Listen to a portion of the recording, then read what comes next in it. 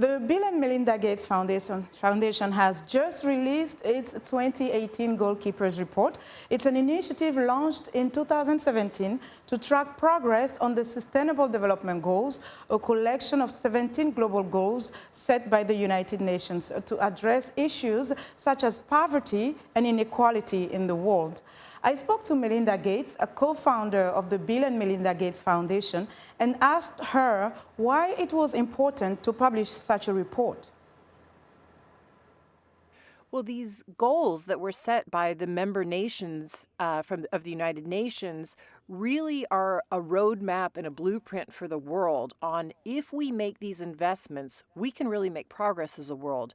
But we felt it was important to publish a report every year so that we hold ourselves accountable as a world to these goals and we can actually measure year by year, is the world making progress? And it also shines light on countries that have made certain investments, like Brazil on nutrition or Vietnam on education, to say these are exemplars for the world. They've made incredible progress by the very specific investments they've made, and these are roadmaps for other countries to then follow. Now, this is the second publication of the report. What did you find significant this year? Well, one of the biggest findings that we wanted to highlight that I think we felt many people didn't know was how young the population is in Africa. 60% of the population is under the age of 25.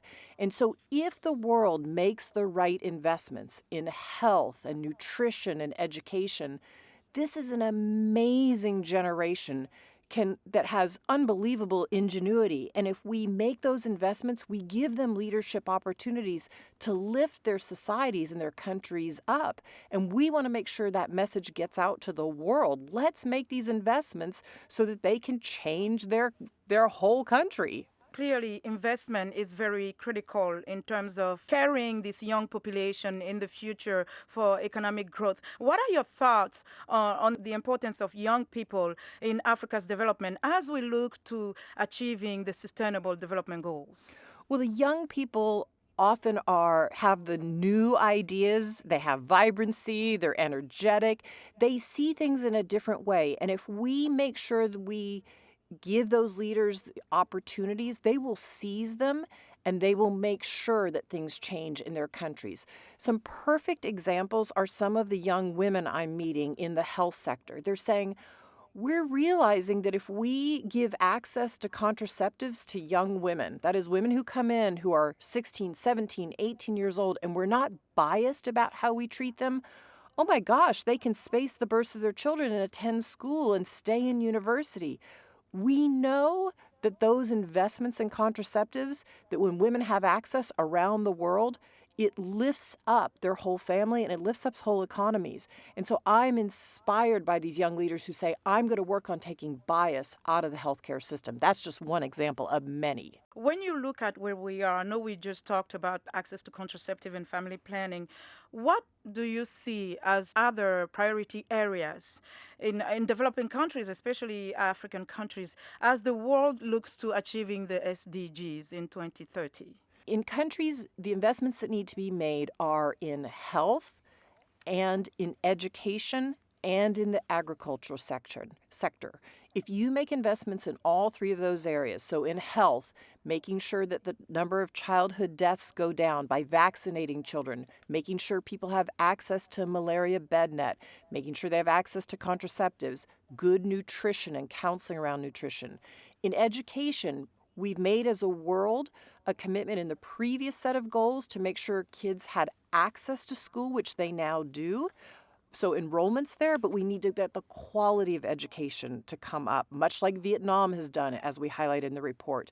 And then in the agriculture sector, we need to make sure that we help countries move from subsistence farming to making real investments so that you can do larger scale farming so they can feed themselves. And again, we give a great example of that from Ghana in the report. Let's look at poverty. I mean, we've been talking about this to some extent. Since 2000, more than 1 billion people have lifted themselves out of extreme poverty, which is a great achievement, and this is mentioned in the report. However, the report also says that decades of stunning progress in the fight against poverty and disease may be on the verge of stalling. To what do you attribute this challenge? Well, we wanted to highlight what we're seeing. So, as you said, this incredible reduction in poverty, incredible. But what we don't want the world to assume is that it's inevitable. It is because of investments the world made systematically in human capital, in health, in education, in agriculture. When those systematic investments are made, you see this enormous reduction in poverty, and life gets better. It improves for people around the world. But conversely, if you don't make those investments, if you don't continue to make those investments, a lot of the gains that we've seen can drop back, particularly with a growing population. And so our messages to the world is keep your foot on the gas, keep the accelerator going. We need to keep making these investments. Both we need high-income countries to make the continued investments in things like the Global Fund, and we need low and middle income countries to keep making the investments in their own country and then measure it with great data, because that's how we learn. And Melinda Gates, thank you so much for your time today. Thank you, Lenore. Melinda Gates says the Bill and Melinda Gates Foundation's future priorities in investment will continue to focus on health, agriculture, providing quality international education around the world, innovation, as well as women's empowerment, because it will lift up the whole world.